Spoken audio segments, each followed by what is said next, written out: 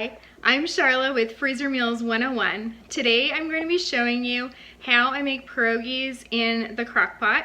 This is a recipe that my sister-in-law showed me, and although it's not technically a freezer meal, I'm gonna stretch it and say that since the pierogies came from the freezer, that this is a freezer meal, but really it's just a, crock pot meal. Anyway, I think you guys are gonna enjoy this recipe. It is definitely one of our family's favorites.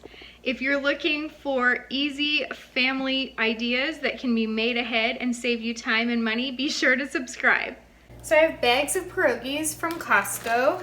We buy them in the box, so it's kind of a giant amount of pierogies, but when you have a large family, this is the way to do it. So you're gonna start by doing one layer of pierogies in the bottom of your crock pot. Sometimes I use a crock pot liner for this because it does tend to stick to the sides and makes it a little bit hard to clean. So this is one of the recipes that I'll often use a crock pot liner for, but today I've already started layering before I thought of it, so here we go. We're gonna do it like this. This will probably actually give you a better view of what I do anyway. So you can use any pierogies, any flavor, any filling that you want. These are just the Costco box. And I find that because of our size family, this works well because I can use multiple bags. If you have a smaller family, then go ahead and just do less layers and only use one bag. So after your layer of pierogies, you're just gonna add some pepper and a layer of finely minced onion. The key to this recipe actually is the onion. You really want a lot of onion in there.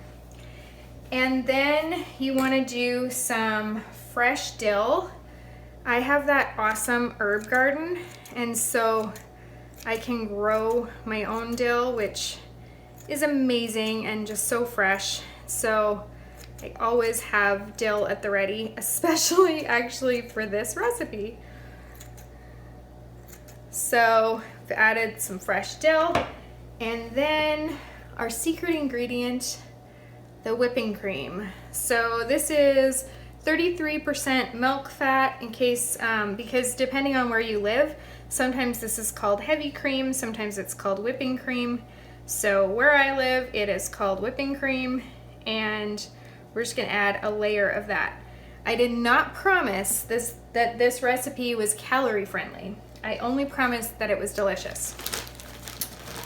And now you're gonna go ahead and do another layer of pierogies, and you're gonna continue to layer things in exactly this way, the same as that first layer, until you get as many layers as you need to feed your family.